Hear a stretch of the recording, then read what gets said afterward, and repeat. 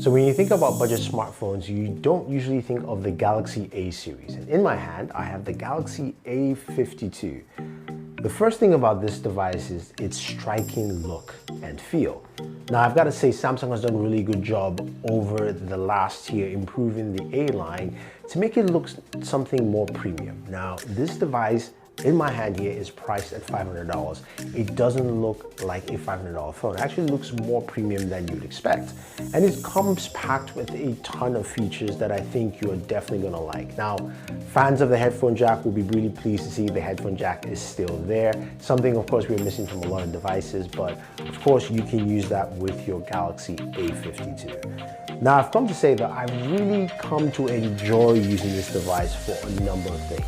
Display is 6.5 inches, and in your hands it feels really comfortable to hold, and it's got a really nice kind of, square or rectangular feel to it. Now, this display is a 120 Hz display, so you're talking about some really nice smooth motion all the way through, which is great, whether you're surfing the web, whether you're on Instagram browsing up and down, or on Twitter, it doesn't matter. And of course, while you are gaming. That, of course, is the big part.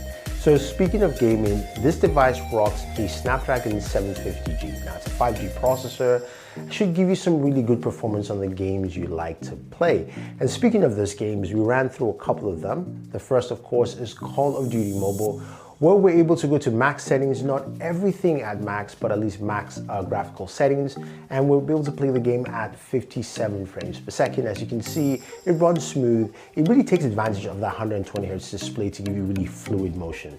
This is where 120 Hz makes a lot of sense for shooters like Call of Duty Mobile, and also games like PUBG Mobile, where we're able to run this at, of course, ultra smooth, which ran really well at 40 frames per second. Again, we couldn't max it out, but you're not aiming to max out your graphical performance on a device like this, especially at this price point.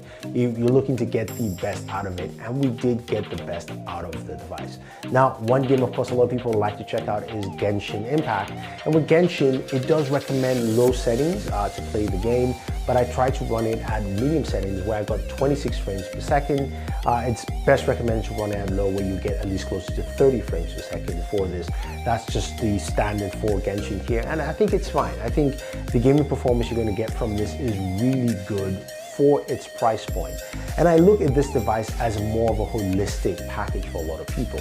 This is a device that you're going to get the balance of, say, gaming performance we just looked at, and also things from the camera. We have a 64 megapixel main camera sensor. We also have a 12 megapixel ultra wide, which is great. And we have a 32 megapixel front-facing camera. So let's jump in. So looking at the images from the camera, you can see that this camera does a good job, not a great job, but a good job at capturing at different points in time. During the daytime with the rear camera, you're going to get a lot of good images. There's nice HDR with that as well. And I think overall, you're gonna capture some really nice images with this camera. Now, the 2 megapixel zoom is great. You can go up to 10, but that's all digital. I would just say keep it at 2 megapixels and just stay right there. Low light photography is also good, not great, but again, it's a balance for what you're getting with this camera in total, which is really, really nice for a lot of people.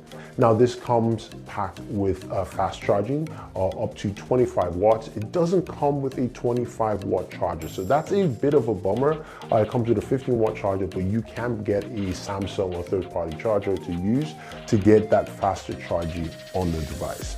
Now, I think when you look at the Galaxy A52, you're gonna find something that you like, very pleasing just in sight and just in terms of looks. It's going to look like a device you want to pick up and use.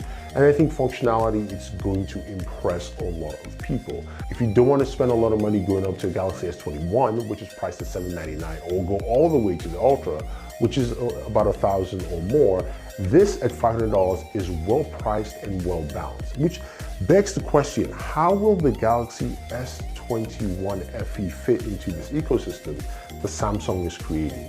Is it going to be well priced in between the A52 and the S21, we have to wait and see. If you want to see more about other Galaxy devices like the Galaxy S20 FE or the Galaxy S21, check out the videos here on the channel. Otherwise, guys, I'll see you in the next one.